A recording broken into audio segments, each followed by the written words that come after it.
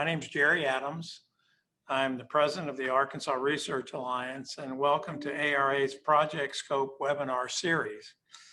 This morning, we have the great opportunity to welcome Dr. Nitin Agarwal, a 2018 ARA Fellow and the Malden Energy Chair and Distinguished Professor of Information Science at the University of Arkansas, Little Rock. In just a minute, I will ask Brian Barnhouse, ARA CEO, to introduce Dr. Agarwal. But first, let me make a few comments about the Arkansas Research Alliance. We are in our 12th year of operation. Our priority is to help our 5 member universities, which are University of Arkansas Pine Bluff, University of Arkansas Medical Science, University of Arkansas, University of Arkansas Little Rock, and Arkansas State, to recruit, retain, recognize, and accelerate strategic research leaders' impact in the future of our state. Through our 2 programs, the Arkansas Scholars Program and the Arkansas Fellows Program, we also have a strategic partnership with the National Center of Toxicological Research, the FDA Federal Laboratory, and the largest federal laboratory in Arkansas. The ARA Board of Trustees consists of 5 chancellors of the universities I just mentioned, plus 16 corporate leaders across Arkansas. ARA has developed the ARA Academy of Scholars and Fellows that includes approximately 30 of the state's leading research leaders. Dr. Agarwal is a valued member of our ARA Academy. ARA will be adding 8 new members of our Academy between now and mid-April. It's an exciting time for ARA. With that, let me introduce Brian Barnhouse, ARA's Chief Executive Officer, for further introductions. Brian? Thanks, Jerry. How's my sound? Good? Good, yep. Okay, thanks. Good morning, everybody. Welcome to the 5th episode of ARA's Project Scope. We named this scope because we're getting a closer look at the scientific research conducted by our members of the ARA Academy of Scholars and Fellows. Just a minute, I'll introduce you to the rock star of today's show, Dr. Nitin Agarwal from UA Little Rock. But first, I'd like to share with you how Project Scope is a key part of a larger initiative that ARA is running called Arkansas Voices for Research. Now with it, our aim is to bring much needed visibility to world-class innovation and discovery taking place in our great state. Another aspect of the outreach program, Arkansas Voices for Research, involves a partnership with the magazine Arkansas Money and Politics to publish a monthly column called Discovery Economics. Now each month we help curate a Q&A style get-to-know-you profile of an ARA Academy member and the focus of their research. It's not traditional to find a science article in a business magazine, but the readers of AMP are many of the state's business leaders and decision makers and policymakers. Giving these groups a closer look at the state's research community, we hope will raise their appreciation for the impacts that science has on the public and the economy. Now, these outreach efforts are wrapped in a custom-built landing page called ArkansasVoicesForResearch.com. Now, it's chock full of inspirational stories on the value of university research from corporate leaders mostly, but it also contains recordings of the webinar. It has interesting articles about research processes and how research has the potential to improve the economic prosperity of Arkansas. So we're thrilled with the turnout today. Thank you for investing your time with us. Some of our ARA board members are on the call, and I'd like to recognize them. Our board chair, Sonia Hubbard, and UA Little Rock Chancellor, Christy Drayle. We appreciate your leadership. There are several ARA Academy members here. Thank you. And to all of you who are participating, thank you. You all make the Arkansas world go round. And like many of you, the Academy members want to contribute to the social good, inspire future generations, tackle pressing public health needs, share their love of learning and knowledge, and find joy in attempting the impossible. And so now that we're all armed with that vision, please help us spread the word about Project Scope. Invite your colleagues and your students to join the webinars. The next one will be February 17th at 11 a.m. with Dr. David Usser at UAMS. His research is focused on bioinformatic analysis of bacterial genomes. Pretty timely topic. So read more about Dave at AMP and sign up for his webinar using the links in the chat. So now on to the star of today's show. Dr. Nitin Agarwal. So by way of introduction, I'd like to recap the lead-in to his AMT column. And it reads, the rise of social media has transformed our society. We're more connected than ever, but we're also far more vulnerable to privacy breaches, cybercrime, and misinformation. ARA Academy member Dr. Nitin Agarwal researches cyber information campaigns, social computing, deviant behavior modeling, group dynamics, social cyber forensics, data mining, and privacy. Working from UA Little Rock campus, Dr. Agarwal and his team of cosmographers fight fire with fire using social media to thwart global terrorism, predict contagion outbreaks, and counter the COVID-19 infodemic. So all of that's great, but he can cook too. The first time Douglas Hutchings, our Academy director, visited his lab, the first time Doug and I visited his lab, his team prepared some of the absolute best curries we've ever tasted. And I think they gave some presentations, but the food was really hard to forget.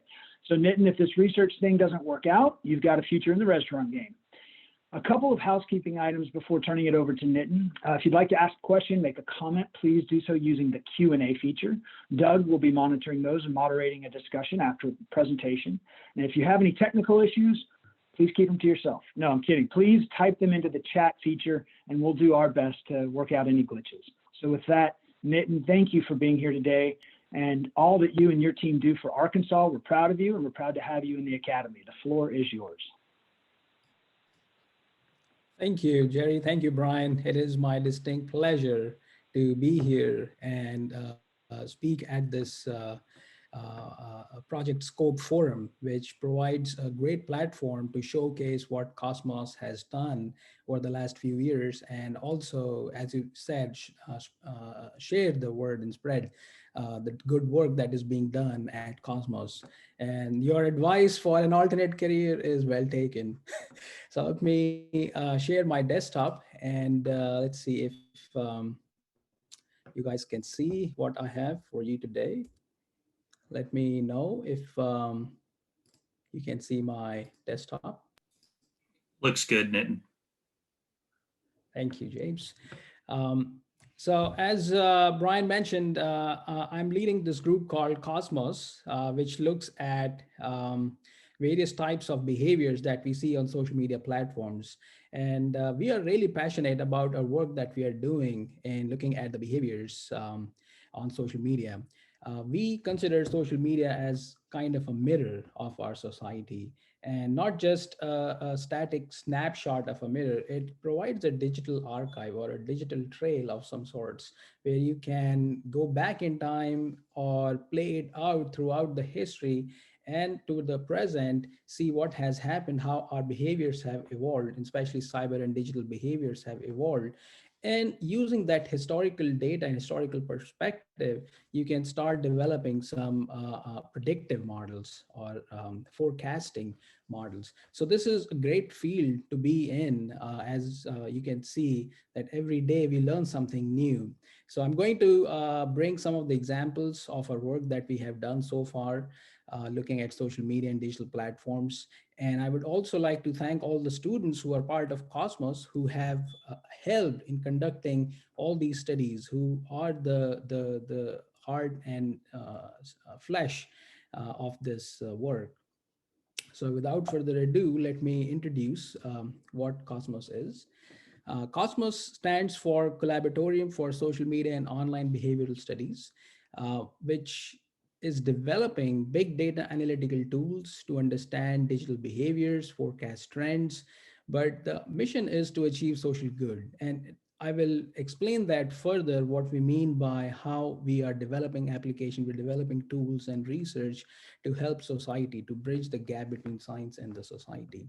We have multi-year, multi-billion-dollar funding from various federal agencies that have supported the work of Cosmos over the years.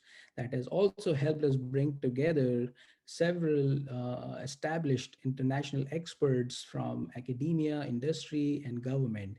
This is a very old picture, which reminds me that we need to get a new picture. You can see many of our students in this picture who are still there or who have graduated and gone on to do great things in life.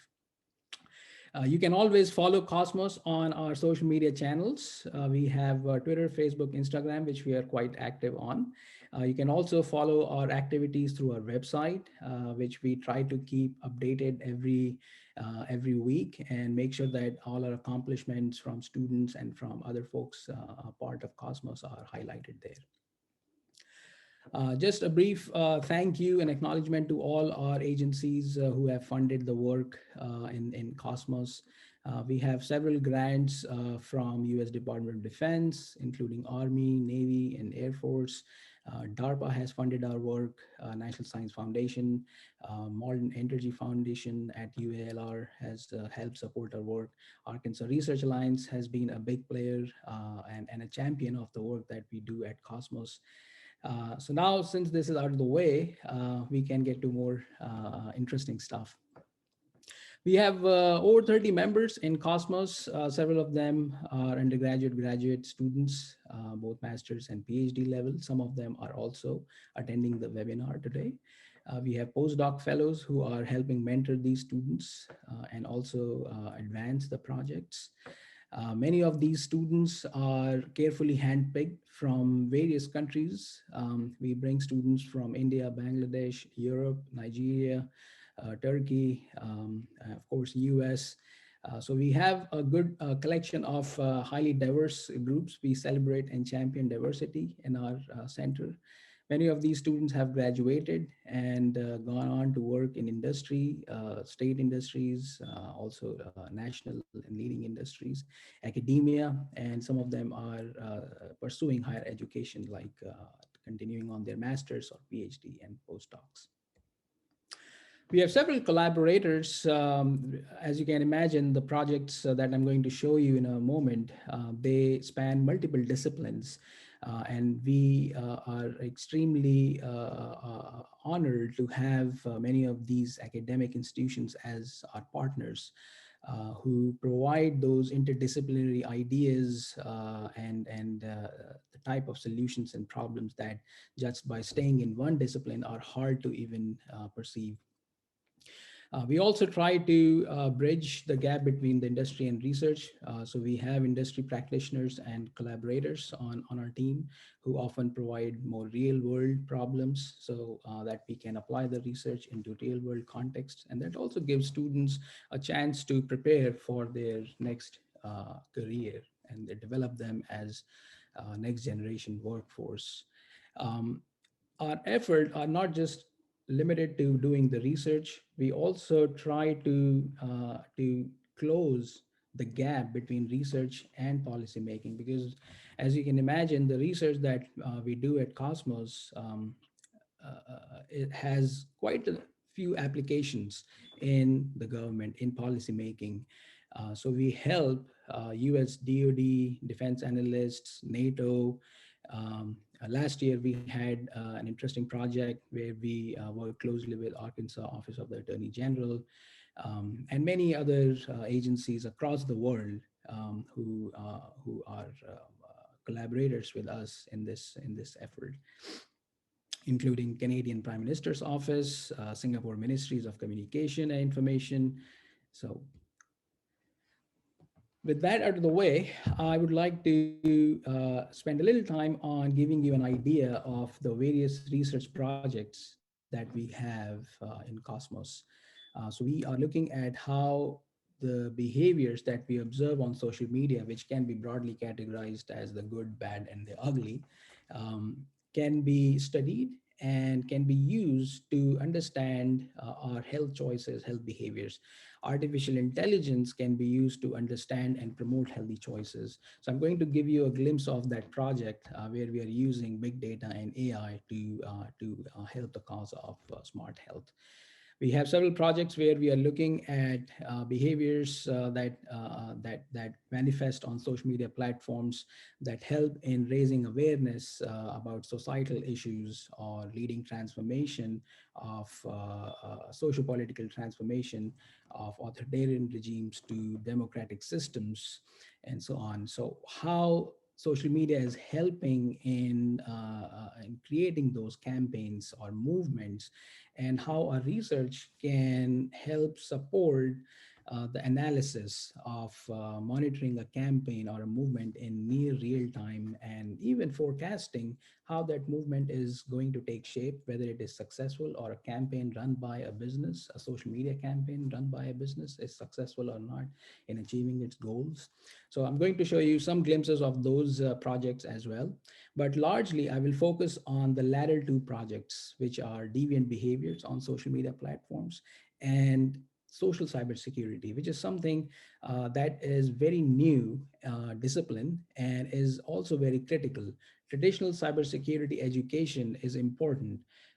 It is necessary, but it's not sufficient when it comes to the human factors within the social cybersecurity, when it comes to social engineering or influence operations or coordinated influence operations. We need a more advanced cybersecurity research and education, which we offer through our social cybersecurity projects. All these projects combine a variety of disciplines, as you will see in a few slides. But mainly as information scientists, we are focusing on combining things like artificial intelligence, data mining, machine learning, big data, deep learning, but we keep privacy on top of all these projects. We make sure that we are not violating any privacy or ethical concerns. So jumping into the projects, we have the first one where we are looking at how artificial intelligence and big data can help study our health behaviors, but primarily in the Southern United States, because we have seen many of the states in the Southern United States are disproportionately affected by health disparities like cardiovascular diseases, obesity, and so on. So we have partnered up with many southern states, and we have recently started a center that promotes collaborative research and education in smart health with West Virginia University. And many universities from Arkansas are also part of that coalition, largely funded by NSF, EPSCoR Track 2 funding, where we are looking at things like how data from various devices or databases like electronic health records, fitness devices, or wearable devices can be combined. And we call them data from the wild because, as you can imagine, this is highly unstructured data and noisy data. And I often call this as the nightmare of any data scientist, because you cannot prepare for the type of challenges you're going to see here.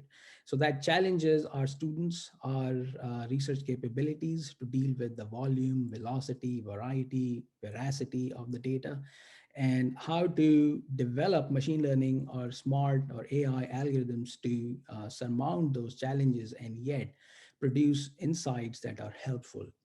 In addition to the data science or information science driven challenges with applications to health domain, we are also promoting the use of Fitbit devices or wearable health devices through an education program where we bring in cohorts of students who are trained to develop applications for these devices where they can monitor their steps and things like that.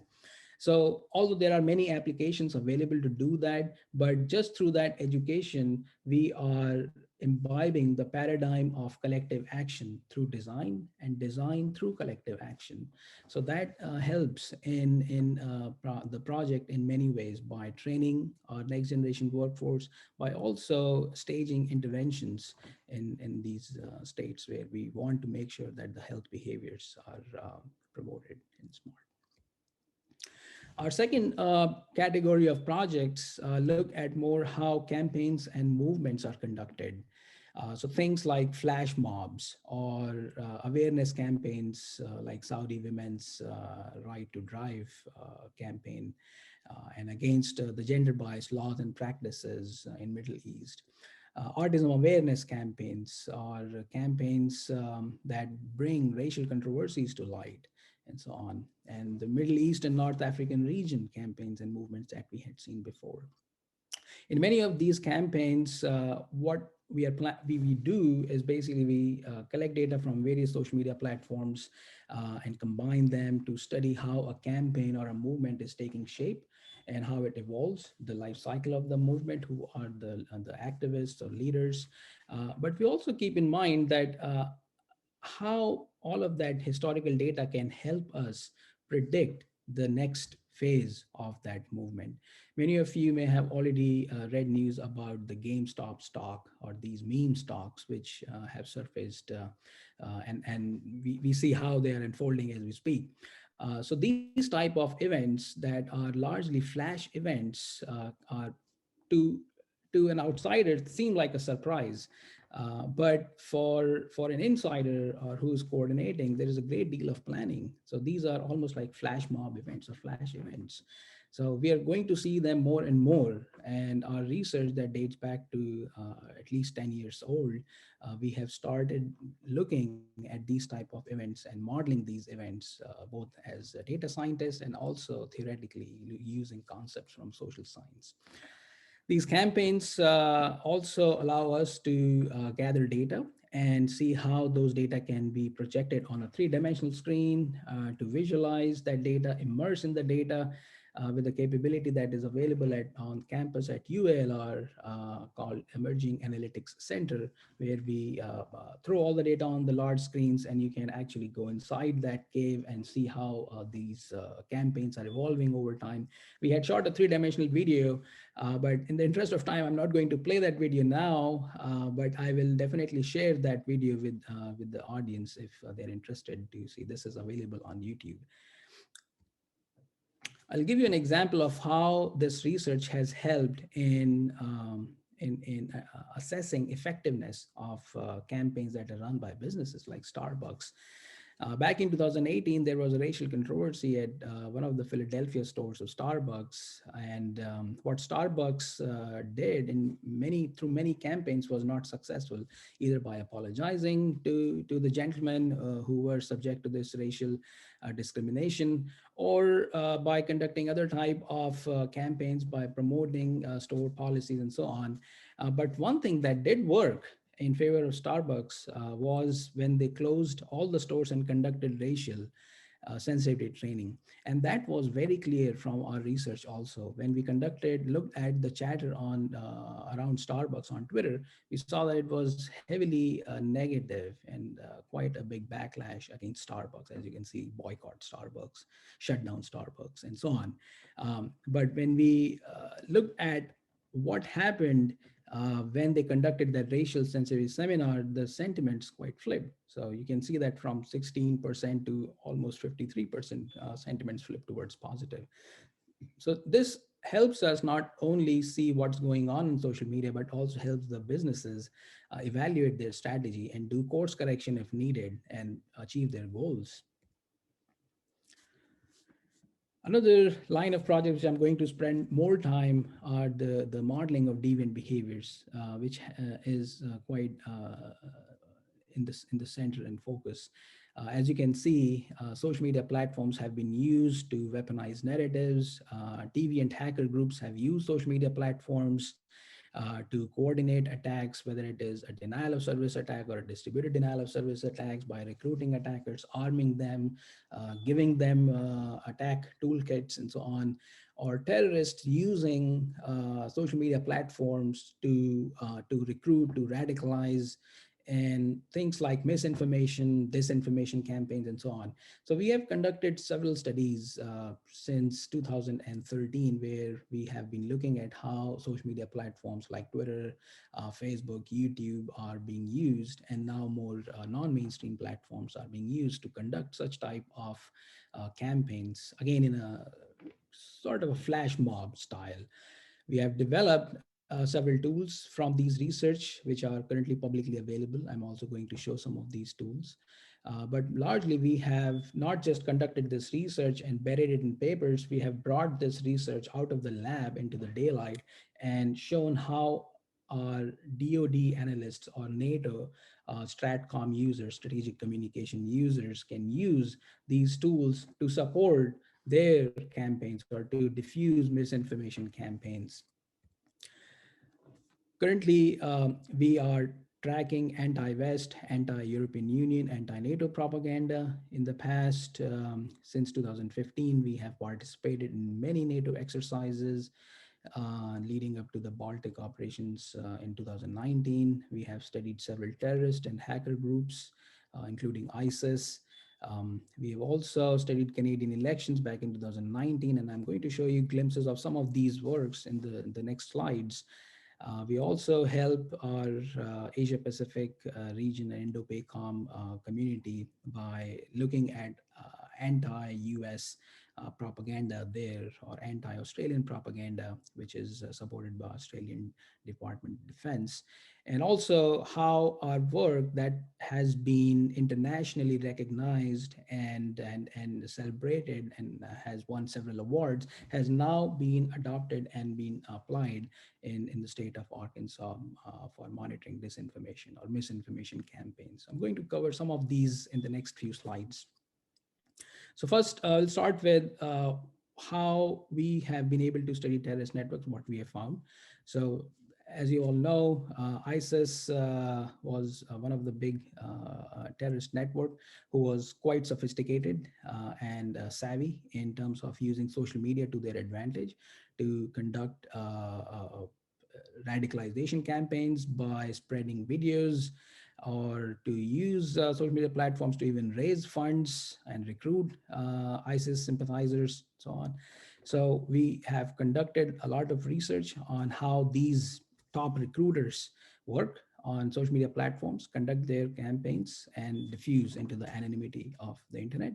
We have also studied how black hat hackers use social media platforms to conduct these type of malicious or nefarious activities. Some of these have been published in leading journals, and NATO has published many of these studies. So if you're interested, you can always search for these publications on our webpage.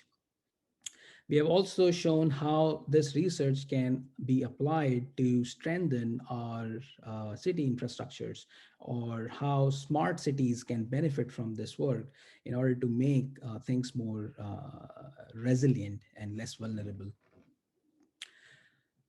In our research, we have also shown how to locate such users, because that is one of the concerns, that how do we know where they are situated, where they're located. So in our work, we show how to find their locations, but our studies have also shown that these users are so sophisticated that they also know how to spoof, or IP spoof, how to spoof their locations. For example, you will notice that someone is showing their activity from Greenland, which is quite improbable as far as I know. So this shows that these users are not just savvy on how to use social media platforms, but also to hide their locations. Some of the other advanced tactics that these users have shown over the years is their synchronized or orchestrated use of various social media platforms like 4chan, Reddit, YouTube, blogs are used to frame the narratives, and then use Facebook, WhatsApp, Gab, Twitter to disseminate or to broadcast these messages. We conducted research in Indo-PACOM region, where we showed how many bloggers are conducting coordinated or well-coordinated campaigns against US and spreading anti-US propaganda. That's what you can see here, these top 10 narratives. And you see what happens is when they spread the messages, just blast it on Facebook, Twitter, via emails, and all at the same time. So we have these capabilities to monitor these type of campaigns on a near real-time basis and help our DoD analysts and anyone who would like to know if there are any anti-business campaigns, how our research can support them. Well, that all seems easier said than done, because there's always a question that how do you know whether they are conducting on multiple platforms? How do you connect these pieces?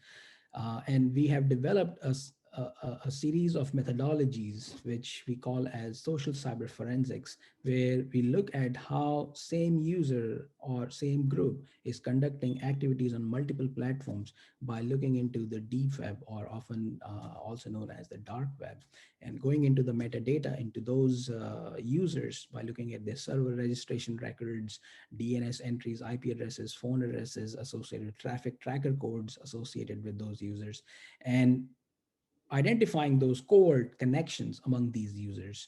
We have also published all these methodologies in NATO journals, which has helped them tremendously in conducting their own operations on anti-NATO campaigns or anti-NATO information operations. So to study what's going on during their exercises. We've also published a book recognizing the need of this work and how this work can be used by US DoD and many other agencies. Our same work has been also applied in the Indo-PACOM region when we look at YouTube, because YouTube is one of the emerging platforms where these type of information operations are being conducted. So when you look at many of these channels, coordinate how propaganda is being spread, how misinformation is spread. And we have award-winning research that boils down these videos into barcodes to identify if there is content similarity, which happens in quite many cases. And these tactics are quite successful because they are blasting content at such a speed that YouTube thinks it's a viral content. And when you search for those keywords, often these channels who are pushing propaganda or misinformation show up in the top results. Not only that, their tactics are so sophisticated that you can often see that there are these spiky jumps in their videos, views, and a number of comments. And when you dig deeper, you often find these type of flash mob style groups who visit from one video to the other, comment profusely, again, misleading YouTube into thinking that this is a viral content. Because we all know that many of these social media companies reward virality over the information veracity. So abusing or manipulating those type of algorithms is a very sophisticated tactic that we are now observing. This all falls under the computational propaganda analysis that we have been conducting for several years and helping many agencies across the world. The same thing was observed during NATO, which is now under print and is going to be published by NATO Conference for Science, Science for Peace and Security, coming out in 2021, where again we showed how these deviant groups are using social media platforms to their advantage in spreading such type of misinformation. During Canadian election, we saw something even more stranger and more bizarre, where you may have heard of these deep fake videos, which are often created where a world leader is speaking things where he or she is not. So we found something which was even more strange, where a collection of websites, almost 300 websites were created completely artificially, right? And they were pushing just one narrative, which was an anti-Trudeau narrative. And it was so successful that when you search for that narrative on Google or those keywords on Google, you would find that website which was promoting that narrative on the top result. So the message of this slide is basically these groups are getting very, very smart. They know how to manipulate search engines. So our social media companies and search engine companies have to be even more smarter to detect these type of threats and be able to take corrective action. Now, as you can see that our work has been applied on different problem domains across the world. So last summer, when we saw a news email letter from Arkansas Office of Attorney General about misinformation about COVID-19, um, we quickly contacted through ARA, contacted Kate Donovan, who helped us tremendously in conducting this study. There's a big shout out to Kate if she's here. Her feedback was instrumental in conducting this study, where we were able to see what type of misinformation has been there about COVID. We mapped that. We conducted the same research that we have done over the years in various contexts, and we identified what type of misinformation are there for COVID-19. We documented all of that in a website, in a database. And in addition to that, we also recognized that we may not be able to identify all the misinformation narratives. So we provided some tips so that we can educate visitors of the website to know how to distinguish between disinformation or misinformation and legitimate information. In addition, we also provided users to report any suspicious activities. So we got a few tips from citizens of Arkansas where they were sent text messages or they saw something on WhatsApp, which was asking for financial information so that they can help these citizens to get their stimulus checks quicker. So we saw a lot of conspiracy theories, a lot of scams where people were selling fake masks and so on. So we applied social cyber forensics to understand whether these vendors are really legitimate vendors or they are really what they are saying who they are. So this website is still active. If you want, you can go and check out this link where you can see what type of bizarre misinformation is there. And we keep updating this website. Now we are seeing a lot of misinformation about vaccination. So we try to debunk that using independent international organizations and many of the databases and our own research. This helped us collect a lot of data, which allowed us to look at the trends of misinformation. And these trends, in some cases, were quite repetitive or recurring. So our research is now looking at how we can develop forecasting models of misinformation themes so that we can help policymakers to have more proactive policymaking so they can be prepared of what's coming or which misinformation campaigns are going to gain more steam or more momentum so that we can spend more resources there rather than other misinformation campaigns. So prioritization of resources can happen.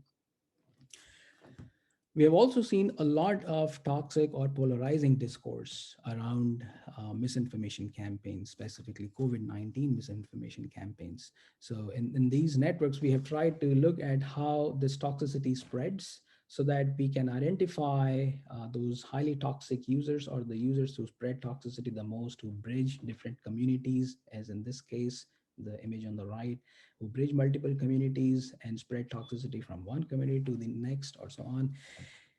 And the purpose of this research is also to allow social media companies to see what's going on in their networks so that they can yank these users out from the network to improve the overall health of the social network. So for example, in this case, in the image on the left, you can see that many of the users who have red colors on them, which is basically highly toxic nodes or highly toxic users, tend to stay together. So if I post a toxic comment, the chances that I get a toxic reply is quite high. And when you look at non-toxic users or blue nodes, they are usually surrounded by less toxic nodes. So this also allows us to identify these hot pockets in the social networks, which are highly toxic areas, and we can pay more attention, or the social media companies can regulate those type of or moderate those type of comments or areas more often. Now, this is a lot of research, and I'm not even shown you 1% of what we have been doing. But in the interest of time, what I will do is I will switch gears and show you what tools are developed so that you can get a full spectrum of research through these tools. In an effort to bridge the gap between our science and the society and making sure that our research is just not buried in research papers, we have developed these tools called blog trackers and now vTracker or YouTube tracker, where we allow the users to monitor chatter on blogs or YouTube or other video platforms, video on demand platforms. And these tools not just allow you to monitor, but also help you see who are the influencers, who are the toxic individuals or topics that are trending, what are the clusters and things like that. So it's an extremely sophisticated tools that rely on fascinating AI and machine learning technologies to help analysts and users derive insights from data. These tools are also enlisted by the State Department's Global Engagement Center to fight foreign-based propaganda. But these tools and their application is not just limited to defense and security applications. We have also applied these tools to study COVID-19 and health misinformation. We are planning to use these tools in other business contexts where we can study fake opinions or fake reviews or or misinformation campaigns run against businesses that can hurt them. So the application of these tools is not limited.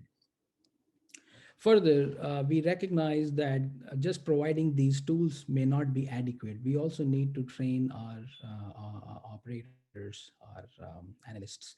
So we conduct social media training courses around the world um, for several days. So these are usually 3 to 5 day training courses that we have conducted several times at NATO Strategic Communication Center of Excellence, at CMU, at US Cyber Command.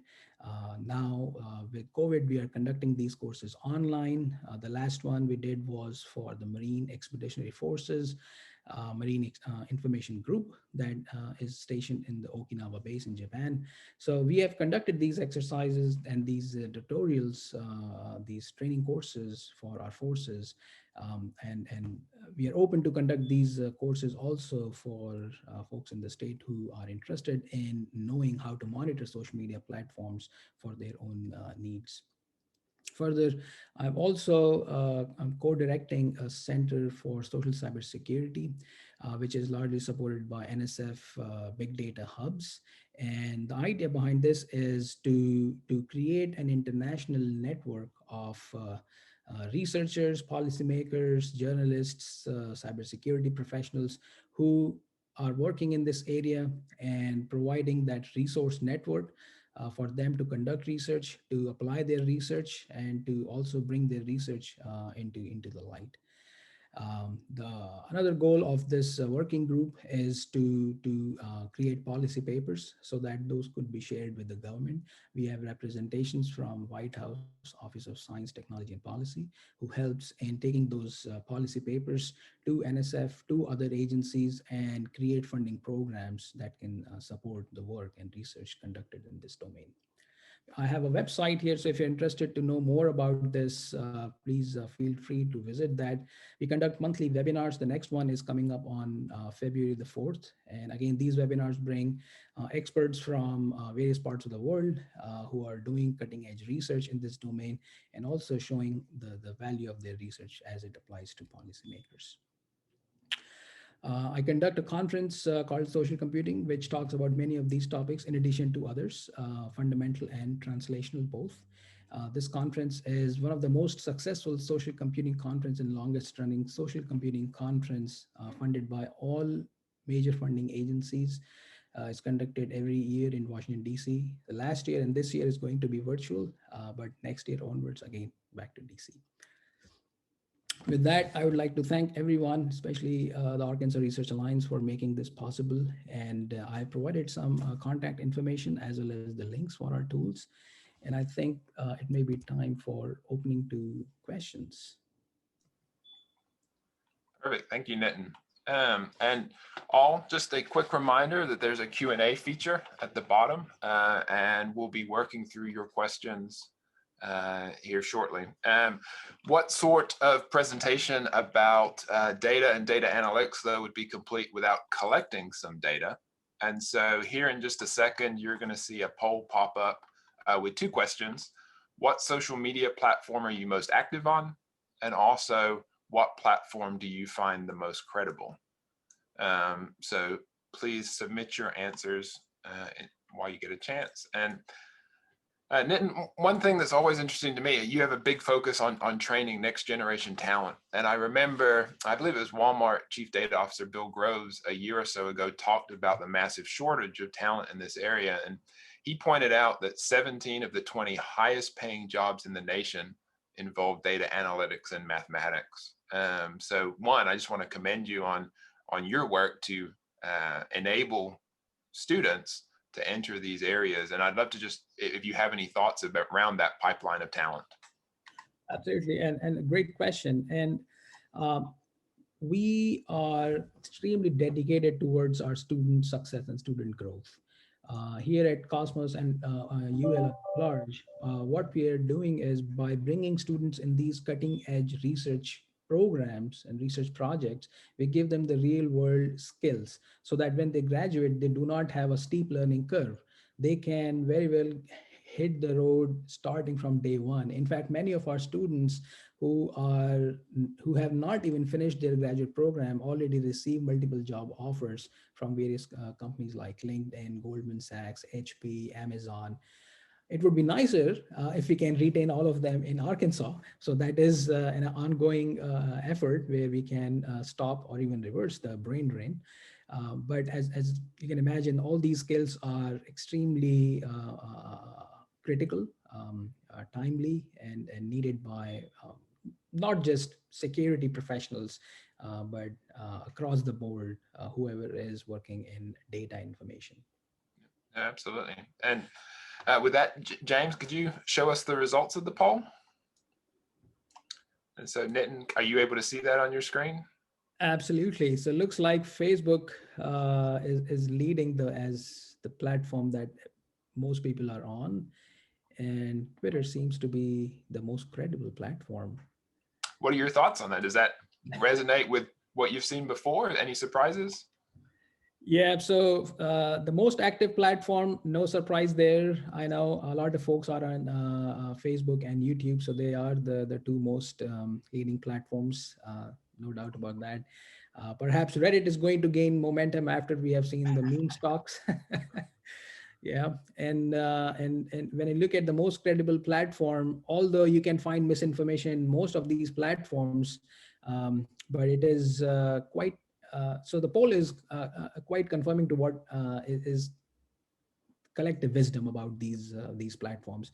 For instance, when you push some misinformation on Twitter, sometimes the misinformation already gets debunked by the society quite rapidly. So it is possible to do that on Twitter, but not so much on Facebook.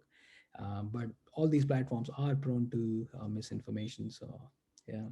That's interesting. So there's almost like a self-limiting effect on some platforms. Right. On Twitter more than others. Yeah.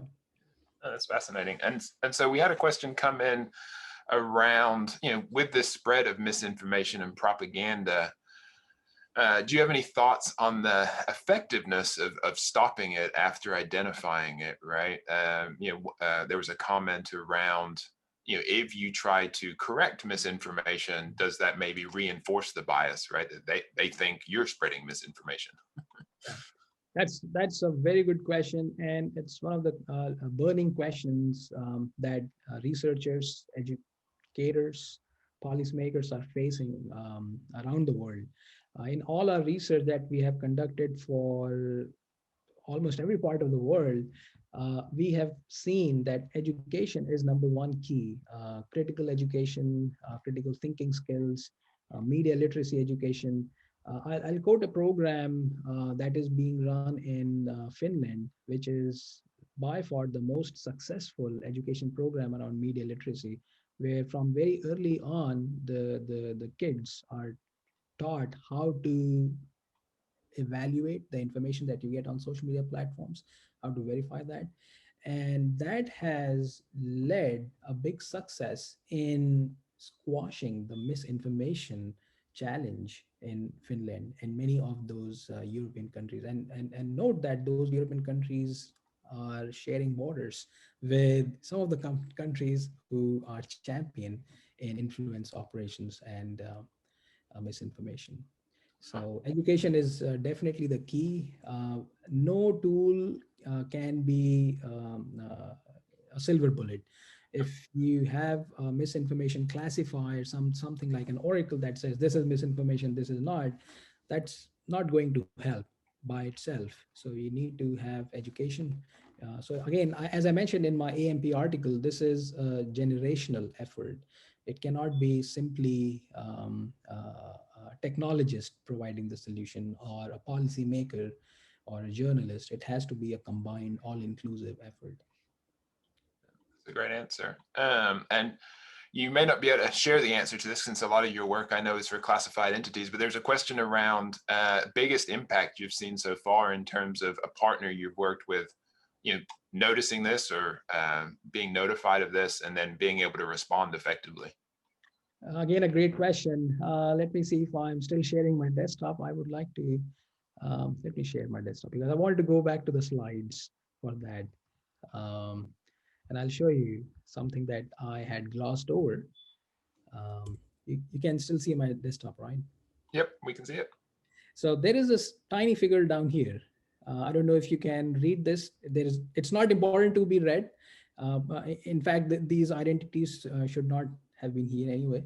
But the idea, yeah, the idea behind this image is to show that our work on monitoring ISIS recruiters and top recruiters rather was being shared with National Geospatial Intelligence Agency. And as soon as we shared that, hey, these are the top recruiters that we have found, these are the top 10 recruiters, by the way, were found, 5 of them were suspended. Okay, Hmm. the one, yeah, they were suspended. The white ones were suspended, and the red ones were still active. So that was an impact. Yes, we shared information with NGA, a wing of NSA, and those 5 accounts were suspended right after.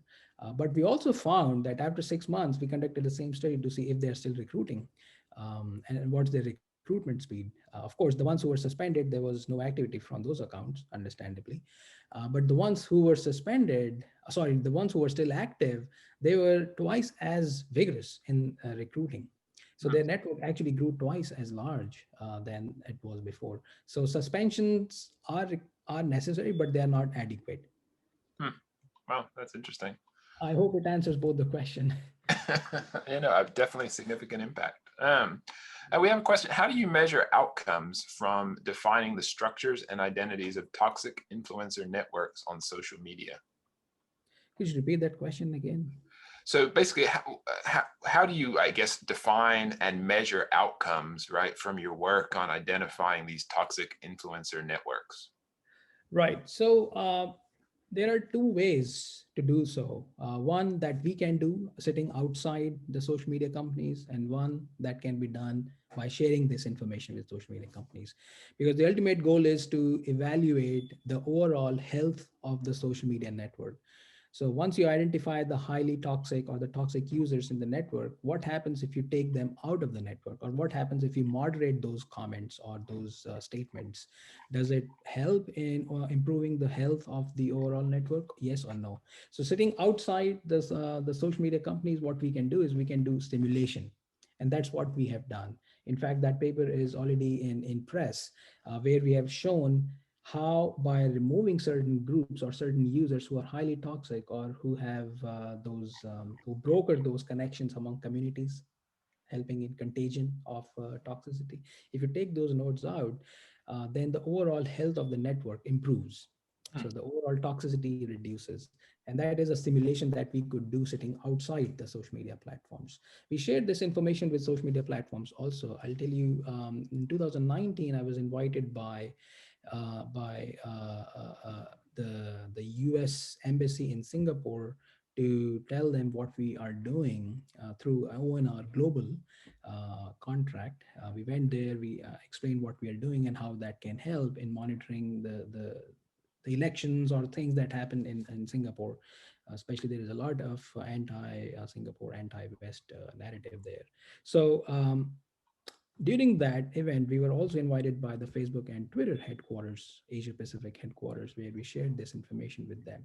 And they found it pretty striking to them that, hey, this information can be found out sitting outside. So we have shared our results with them, and we're hoping that these results will help them in refining their algorithmic approach to content moderation. Awesome. And we've got just a few minutes left and quite a few questions. One of those questions is around, would just like to hear more about your continued partnership with companies in Arkansas around cybersecurity and information science. And perhaps at the same time, you could touch on, how can companies engage with you to leverage this research? Both great questions, and we are open for business. So that's a short answer. If you feel that this is something that you want to look at more closely for your business needs, for any type of other maybe curiosities, please reach out to me. I will share my contact information on the chat with everyone. And just feel free to visit us or send me an email. We will set up a meeting or a virtual hangout so that you can have a more closer look, even closer look than scope, to understand what is going on at Cosmos and That's how excellent. we can help. Yeah. That's excellent. And One there's a thing I would also mention that all these technologies are military grade technologies and they are battle tested. So, yeah. yeah, so what company wouldn't want to adopt military technology into their supply chain? So that makes perfect sense. There's a question here around using blockchain technology, and does that fit into your work in any way around, I guess, kind of tracking information over time, right? Great question. In fact, we have a PhD student, Karen Watts, who is working on looking at how blockchain can help solve this challenge. And this work is already published. She is taking that work to the next level, where, as the person who has the question mentioned, is there an accountability or trace back of that information, whatever it is, if it is a misinformation or disinformation, can we trace it back? So that there is an ongoing effort, although this research is so new that you won't find anything on this. There are just a couple of researchers across the world who are looking at misinformation, disinformation from blockchain perspective, and Cosmos is one of them. That's excellent. And there's a question around, my understanding, your work is focused on identifying these things, right, and making sure folks are aware of them. There's a question though around how do we actually stop, or in this particular case, other countries hacking into infrastructure and accessing technology data. That's again a great question. As technologists, we can only point to things that our algorithm or that our approaches show. But that's why we need to have an active dialogue between researchers and policymakers. I even feel that there is a need to create a new discipline on cyber diplomacy, where we can have certain accountability, certain laws in place that can regulate these type of actions. Internet is the only place where everyone or most of the world is there, and yet it does not have a Magna Carta. So that's where we are. So it's truly a wild west, and it's high time that we have at least some cyber diplomatic advances and efforts.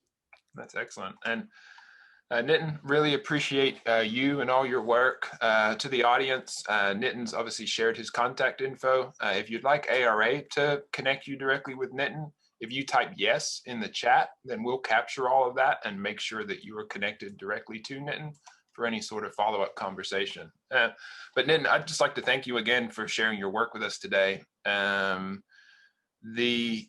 Your work is obviously a tremendous example of research that's being conducted in Arkansas that has an immediate impact on our communities. It's also an area that continues to grow in importance due to the highly interconnected nature of our society.